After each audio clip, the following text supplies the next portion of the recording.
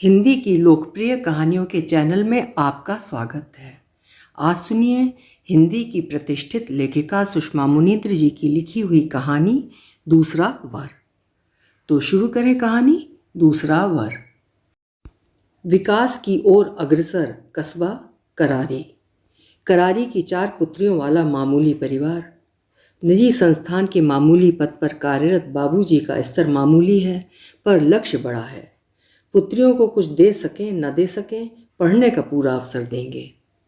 पुत्रियों की क्षमता पर निर्भर है कौन कितनी शिक्षा लेगी। बड़ी पुत्री जानकी हिंदी विषय में एमए उत्तीर्ण कर करारी की निजी शाला में प्राथमिक विद्यालय में अध्यापन करते हुए इसी वर्ष 25 की हुई है। उसके परिणय के लिए बाबूजी जहाँ भी गए प्रश्न सुरसा की तरह मुंह फाड़े हुए मिला, कितना देंगे? सुनकर बाबूजी पिटे हुए प्यादे की तरह घर लौट आते। कोई खबर नहीं थी बात बनेगी और आसानी से बनेगी। तय तिथि पर लड़के वाले जानकी को देखने आ रहे हैं। वैसे अब लड़की देखने 15-20 लोगों से कम नहीं आते, पर यह सज्जन परिवार है। माता पिता जीवित नहीं हैं, 2 भाई हैं जो चाचा जी के साथ तशरीफ़ लाएंगे। तय तिथि पर 3 नहीं 2 प्राणी ही तशरीफ़ लाए। जानकी से छोटी मेहमानों की आवभगत में तल्लीन मैथिली बुलावे के लिए सजकर तैयार बैठी जानकी से बोली, चाचा जी और लड़का ही आए हैं। लड़का इतना सजीला है कि जानकी तुम्हारा जियरा मचल मचल जाएगा। जानकी घबरा गई। मैथिली, मैं तुम्हारी तरह बेशर्म नहीं हूँ। सजीले को देखकर हो जाओगी। चलो, बैठक में तुम्हारी पुकार हो रही है। बैठक में सलज्ज जानकी की दृष्टि नहीं उठती थी। बड़ा जोर लगाकर उसने अगल बगल बैठे दोनों प्राणियों को देखा। सचमुच सजीला है। यदि कुछ पूछा जाएगा तो बताने के बहाने अच्छी तरह देख लेगी उसे। वे दोनों इतने सज्जन निकले कि कुछ नहीं पूछा। सज्जनों के जाने के उपरांत तीसरी बहन वैदेही ने पूछा, जानकी, हरण करने वाले कैसे लगे? मैं बेशर्म नहीं हूँ। बाबूजी योजना बनाने लगे। लड़के वाले शादी जल्दी चाहते हैं, अगले माह अच्छा मुहूर्त है। अम्मा संशय में हैं। सब कुछ बहुत अच्छा है, लेकिन संभव जानकी से 10 साल बड़े हैं। पर बाबूजी बेफिक्र हैं। संभव डॉक्टर हैं, सुपर स्पेशलाइजेशन, फिर प्रैक्टिस जमाने तक डॉक्टरों की इतनी उम्र हो ही जाती है। मुझे तो संभव बहुत सादा और समझदार लगते हैं। इतने समझदार की जानकी चाहती रही मोबाइल पर रोज़ बात करें, लेकिन संभव ने शादी की तारीख तक 4-6 बार ही बात की। बारात में गिनती के लोग आए, थोड़ा बहुत नाच गान हुआ। प्रदूषण बढ़ता है इसलिए आतिशबाजी नहीं की गई। जानकी बड़ी हसरत से जयमाला लिए मंच पर आई। मतिभ्रम हुआ है कि यही यथार्थ है? जिसे चाचा समझा था वो डॉक्टर संभव हैं। जिसे डॉक्टर संभव समझकर पहली नज़र में दिल दे दिया, वो उनके ठीक बगल में खड़ा उनका अनुज संयम है। जानकी सदमे में लगा मूर्छित हो जाएगी। संयम पूरी तरह चंचल हो रहा था।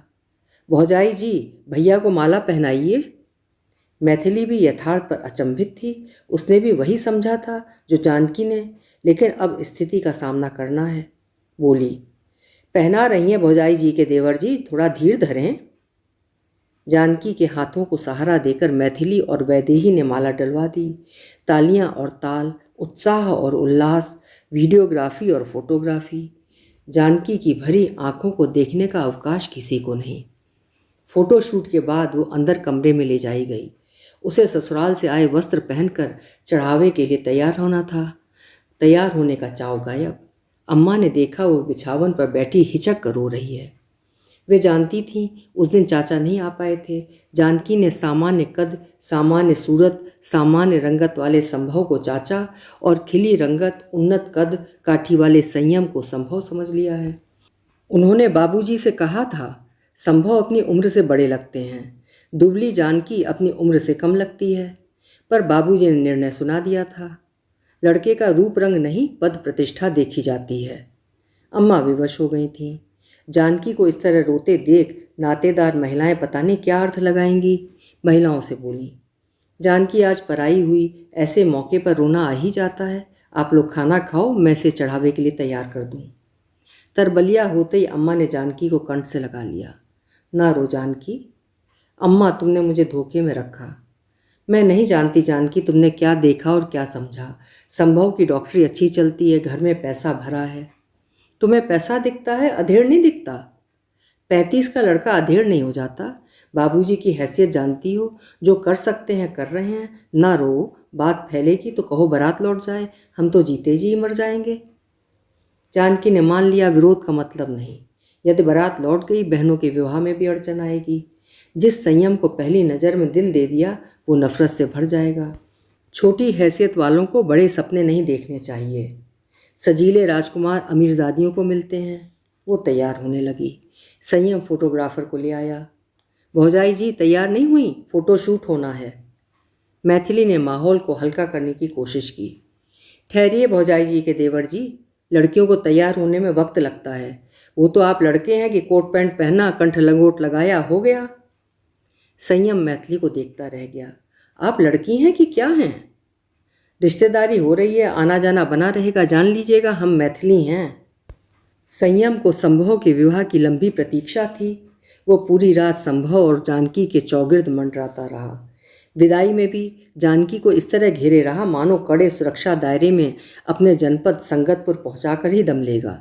किसी मित्र ने नियंत्रित किया। ऊपर ऊपर हो रहे हो, शादी तुम्हारी नहीं भैया की हो रही है। इस समय मैं भौजाई की ननद का रोल कर रहा हूँ। मेरी बहन आज होती तो इन्हें इसी तरह घेरे रहती। जानकी संगतपुर आ गई। बड़ा और व्यवस्थित मकान। पहली रात का आरंभ संभव ने अपने पारिवारिक रूपरेखा बताकर किया। जैसा कि तुम जानती होगी, पापा और माँ डॉक्टर थे। ये मकान, ये संपत्ति उन्हीं की बनाई हुई है। दोनों का अच्छा नाम था। उनके नाम का पूरा फ़ायदा मुझे मिल रहा है। वे हम तीनों भाई बहन को डॉक्टर बनाना चाहते थे, पर संयम को आर्ट्स सब्जेक्ट अच्छे लगते हैं। बीकॉम के बाद लॉ किया, अब कचहरी में प्रैक्टिस करता है। आपके बहन भी है? थी, मुझसे 5 साल छोटी। संयम से 2 साल बड़ी बहन थी। मेडिकल कर रही थी। पापा माँ उसे छोड़ने हॉस्टल जा रहे थे। कार का एक्सीडेंट हो गया, तीनों नहीं रहे। मैं और संयम अचानक बेसहारा हो गए। पैसे की कमी नहीं थी, पर मानसिक संबल की ज़रूरत थी। चाचा जी ने बड़ा सहारा दिया। वे तुम्हें देखने आते, पर उन्हें छुट्टी नहीं मिली। मैंने संयम को बच्चे की तरह संभाला है। नादानी करे तो अपना बच्चा समझकर माफ़ कर देना। जानकी आत्मयंत्रणा से गुजर रही है। जिसे पहली नज़र में दिल दे बैठी, जो आयु में उससे बड़ा है, उसे अपना बच्चा कैसे समझ सकती है? जिसे चाचा जी समझा, उसे पति कैसे समझ ले? जब मैं तुम्हें देखने आया, तुम इतनी नाजुक लग रही थी कि घर आकर मैंने साफ कह दिया था मिसमैच हो जाएगा। शादी नहीं करना चाहता था, पर संयम अड़ गया। वो तुम्हें पसंद कर चुका है। चाचा जी अड़ गए, उन्होंने तुम्हारे बाबूजी को उम्मीद दी है। जानकी आत्मयंत्रणा से गुजर रही है। मैं संयम की पसंद और बाबूजी की दी गई उम्मीद की भेंट चढ़ गई। माँ के बाद ये घर कभी घर नहीं लगा। वे पता नहीं कैसे इतना संभाल लेती थी। मैं तो चाबियाँ देखते ही घबरा जाता हूँ। संयम की दशा तो मुझसे भी दयनीय है। तुम हंसोगी, पर मुंह दिखाई में मैं तुम्हें चाबियाँ दूंगा। संभालो अपना घर। वाह रे सज्जनता! चाबियाँ नहीं ले सकती। अभी आप मुझे ठीक तरह से नहीं जानते हैं। 7 फेरों का बंधन मजबूत होता है। घर तुम्हारा, जिम्मेदारी तुम्हारी। मैं मुक्त हुआ। जानकी संगतपुर में 10 दिन रही। संभव उसकी सहूलियत का ख्याल रखते, संयम उसे प्रसन्न रखने का प्रयास करता। अरे भाभी, तुम अच्छा आ गई। घर में मर्दाने चेहरे देखकर मैं सन्यासी बनता जा रहा था। यहाँ काम वाली बाई भी नहीं है कि उसका मुंह देख लूँ। खाना बनाने से लेकर बगीचे में पानी देने तक सारा काम बुढ़ऊ काका करते हैं। संभव मुस्कुरा दिए। अब घर कैसा लगता है? जन्नत। कचहरी जाने की इच्छा ही नहीं होती। लगता है भाभी के पास डटा रहूं। शादी के बाद मेरे पैरों में बेड़ियां पड़नी चाहिए, पड़ गई तुम्हारे पैरों में। सही फरमाते हो भैया। माँ होती तो भाभी को रसोई के राज रहस्य बताती। आजकल मैं सास के रोल में हूँ। संयम लहक कर हंसा। संभव कृतज्ञ हुए। जानकी, कई दिनों बाद घर में रौनक लौटी है। इसी तरह मुझे सहयोग और संयम को स्नेह देती रहना। संयम ने अभूतपूर्व बयान दिया। भैया के मुख से अब जाकर सहयोग, स्नेह, सहभागिता जैसे शब्द सुन रहा हूँ, वरना वही x-ray, MRI, ECG, syringe drip. बाप रे! इसीलिए मैं डॉक्टर नहीं बना। डॉक्टर लोग बहुत कम हंसते हैं। संभव हंसते हुए बोले। मैं हंस रहा हूँ। अब थोड़ा हंसने लगे हो भैया। भाभी, भैया तुम पर लट्टू हुए जाते हैं, इसलिए हंसना सीख रहे हैं। मैं हौसला न बढ़ाता तो कुंवारे रह जाते। जानकी आत्मयंत्रणा से गुजर रही है। ये हो जाता तो विधाता शायद मेरा संयोग तुमसे जोड़ देते संयम। जानकी करारी लौटी। संभव ने पूरे परिवार के लिए कीमती वस्त्र भेजे। संभव की सज्जनता के चर्चे हुए। अम्मा गदगद। दोनों भाइयों में बहुत प्रेम है। जानकी, तुम संयम को संभव से कम न मानना। संयम को कम नहीं बढ़कर मानती हूँ अम्मा। मैथिली ने उल्लास व्यक्त किया। न सास ससुर का टंटा, न ननद की दादागिरी। जानकी, मुझे जो ऐसा घर मिल जाए तो गुलछर्रे उड़ाऊं। मेरा विवाह संयम से होता तो मैं भी उड़ाती। अम्मा ने मैथिली को टपट दिया। कुछ भी बोलती है। जानकी, बाबूजी से कहूँगी डॉक्टर साहब को कॉल कर कहेंगे तुम्हें लेने दोनों भाई आएँ। दोनों का अच्छा स्वागत करने की इच्छा होती है। मेरी नज़र तो संयम पर टिक गई है। चाहती हूँ डॉक्टर साहब नहीं, संयम आए। उसे लेने संभव आए। जानकी निरुत्साहित थी। कार ड्राइव कर रहे संभव ने उसके निरुत्साह को लक्ष्य किया। उदास हो? करारी में और रहना चाहती थी क्या? क्या करूं, तुम्हारे साथ रहने की आदत हो गई है। कहने वाले ने ठीक कहा है, बिन घर नहीं घर भूत का डेरा। संयम को भी लाते, उसे बुखार है। जानकी चिंतित हो गई। कब से? करारी में अधिक न रह पाने का दुख मना रही थी, अब घबरा गई। जानता हूँ लड़कियों को मायका छूटने का उतना गम नहीं होता जितना अपने घर जाने की खुशी होती है। घर पहुंचकर संभव ने संयम का टेम्परेचर लिया। मैं इसकी हाय तौबा से आजिज आ गया हूँ। जानकी, अब तुम करो इसकी सेवा। संयम ने लहरी बिखेरी। भाभी, तुमने मेरी केयर भैया से कम की तो मैं तहलका मचा दूंगा। देवर का अर्थ जानती हो? दूसरा वर। मैं तुम्हारा दूसरा वर हूँ। जानकी उसे अपलक देखती रही। संकेत तो नहीं दे रहा है? इस तरह घेरे रहता है जैसे समीपता चाहता है। इसी को मन में बसाकर तो यहाँ रहने का उद्यम कर रही हूँ। मिथ्या ही सही, पर यह आकर्षक एहसास है। बना रहे ये एहसास। पर जानकी की किस्मत में सदमे ही लिखे हैं। बाबूजी अचानक आए। डॉक्टर साहब, मैथिली ने बीएससी कर लिया है, एमएससी बायोटेक में करना चाहती है। करारी में ये विषय नहीं है, कहें तो यहाँ रहकर पढ़े। जानकी को अकेलापन नहीं लगेगा। जानकी आत्मयंत्रणा से गुजर रही है। बाबूजी ने मेरा इस्तेमाल करने के लिए मुझे अधेड़ से ब्याह दिया है। सास ससुर का झमेला नहीं है, इसलिए इन लोगों को चाहे जब टपक पड़ने की पात्रता मिल गई है। अभी अम्मा बीमार पड़ी, बाबूजी यहाँ पटक गए कि करारी के डॉक्टर बेवकूफ़ हैं, संभव अच्छा इलाज करेंगे। क्षीण बुद्धि संभव ने उपचार किया और माता जैसा आदर दिया। अब मैथिली पढ़ना चाहती है, फिर वैदेही, फिर छोटी सिया। मैं अपने घर में खासकर संयम को लेकर दखल नहीं चाहती। बोली, बाबूजी सुनो तो। लेकिन क्या करें इस क्षीण बुद्धि प्राणनाथ का। अविलंब कहा, बाबूजी सुनना क्या है, आपका घर है, मैथिली रहेगी तो चहल पहल बनी रहेगी। बाबूजी उद्देश्य पूरा कर चलते बने। जानकी सदमे में। संभव ने हाल पूछा। जानकी, परेशान लग रही हो? बाबूजी आप पर भार डाल रहे हैं। मुझे तुम्हारे परिवार वाले भार नहीं लगते, लेकिन मुझे तो संकोच होता है। संकोच क्यों? इस घर में तुम्हारा अधिकार है, बुला लो। संयम हुलहुला गया। बुला लो भाभी, मैथिली ने शादी में मुझे बहुत सताया था, गिन गिन कर बदला लूँगा। जानकी की अनिच्छा का कोई मतलब नहीं, उसे आत्मयंत्रणा से ही गुजरना है। मैथिली आकर माहौल में रंग भरने लगी। जानकी को संदेह नहीं, पुख्ता विश्वास है मैथिली संयम को लपेटे में लेने के लिए यहाँ स्थापित हुई है। उसमें रुचि लेकर संयम चालबाजी दिखा रहा है। 4th सेमेस्टर पूरा होते होते समझ में आ गया, रचना रची जा चुकी है।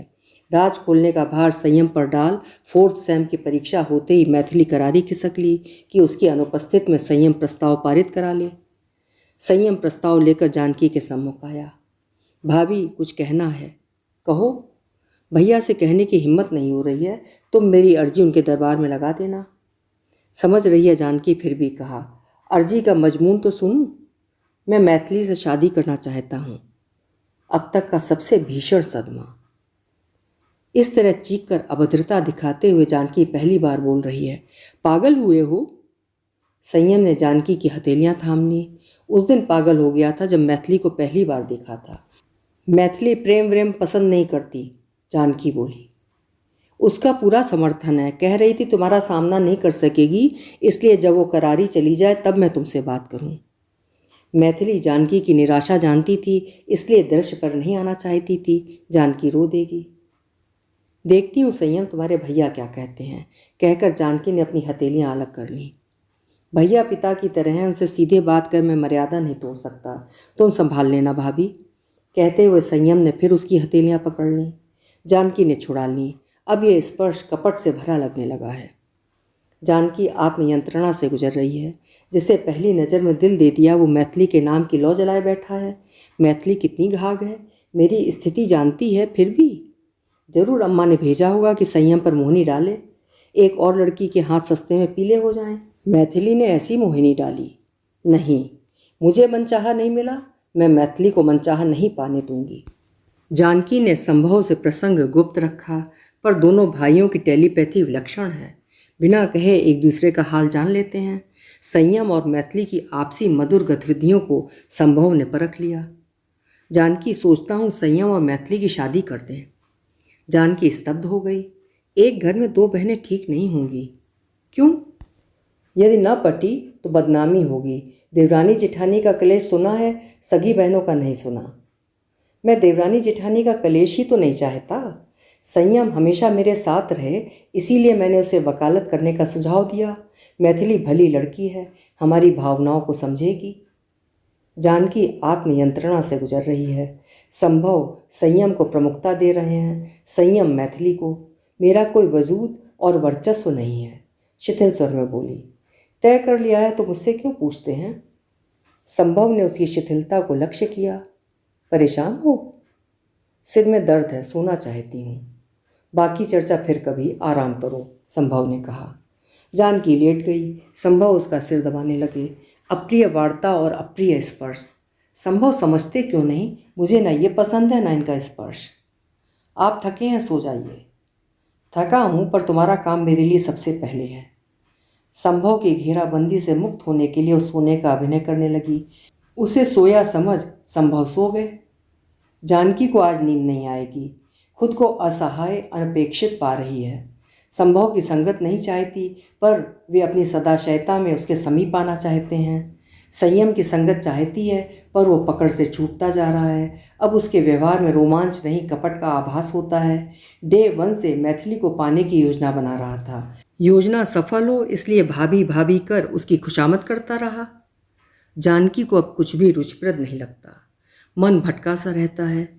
निराशा, ईर्ष्या, क्रोध, बौखलाहट तारी है। अम्मा का फ़ोन कॉल बौखलाहट को पराकाष्ठा पे ले आया। जानकी, मैथिली ने सब समाचार बताया। तुमको लेकर वो बड़े संकोच में है, पर संयम उससे शादी करना चाहता है। हमारे तो भाग जग गए। दोनों बहनें मिलजुल कर रहोगी। बाबूजी इतवार को डॉक्टर साहब से बात करने आएंगे। जानकी को लगा ये अम्मा नहीं, प्रबल शत्रु है। बौखलाहट में ललकारने लगी। अम्मा, तुमने मैथिली को जानबूझकर पढ़ने के बहाने मेरे घर भेजा कि संयम पर मोहिनी डाले। संयम मोहिनी की चाल में फंस गया। क्षीण बुद्धि डॉक्टर साहब को क्या कहूँ। संयम उनके दिमाग में इतना घुस गया है कि उसकी खुशी के अलावा उन्हें कुछ नहीं सूझता। मैं बोलूँगी अम्मा, तुम्हें मैथिली का बड़ा ख्याल है। मुझे धोखे में रखकर अधेड़ बदसूरत के साथ बांधा, तब मेरा ख्याल नहीं आया था। जब ये दोनों भाई मुझे देखने आए थे, मैंने डॉक्टर साहब को चाचा, संयम को डॉक्टर साहब समझ लिया था। तुम जानती थी असलियत क्या है, लेकिन मुझे नहीं बताया। मेरे साथ कपट किया और मैथिली के लिए बड़े अरमान जाग रहे हैं। अम्मा की तरफ से मौन पसरा रहा। मैं बोलूँगी अम्मा, जयमाल के समय मुझे जो सदमा मिला उससे मैं अब भी उबर नहीं पाई हूँ। अच्छी चाल चली तुम लोगों ने। मेरा दिमाग खराब है, इस विषय में मुझसे बात नहीं करना। जानकी ने कॉल डिस्कनेक्ट कर दी। ठीक इसी क्षण स्वर उभरा, भाभी। जानकी के कान बज रहे हैं या संयम कुबेला में कचहरी से लौट आया है? बैठक में बैठी तेज आवाज़ में अम्मा को ललकार रही जानकी को आभास नहीं था जरूरी फाइल लेने के लिए अचानक आ पहुंचा संयम उसकी कटुता सुन बैठक में लगे बाहरी खुले बरामदे में ठिठका खड़ा है।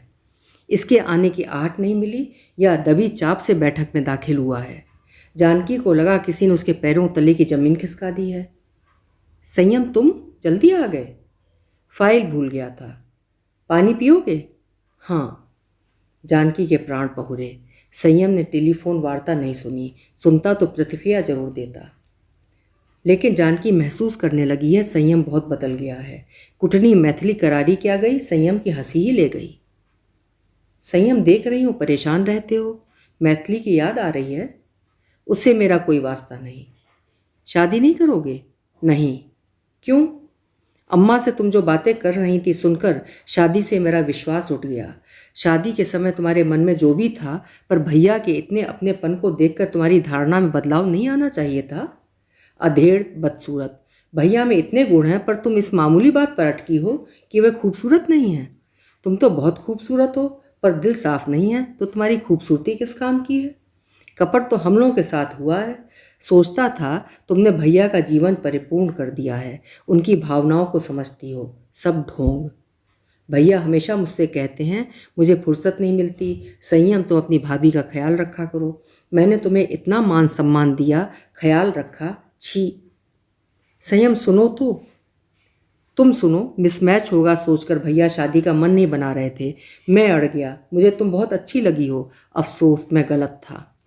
सुनो तो, तुम सुनो। मैं मानता हूँ भैया जैसे इंसान के लिए जो अच्छे विचार नहीं रखता वो अच्छा नहीं हो सकता। भैया मेरे लिए क्या है तुम नहीं समझोगी। इतना समझ लो, भैया के खिलाफ बोलने वाले को मैं सहन नहीं कर पाता। भैया ने बच्चे की तरह मेरा ख्याल रखा है। मेरे लिए उनसे बढ़कर कुछ नहीं, न तुम न मैथिली।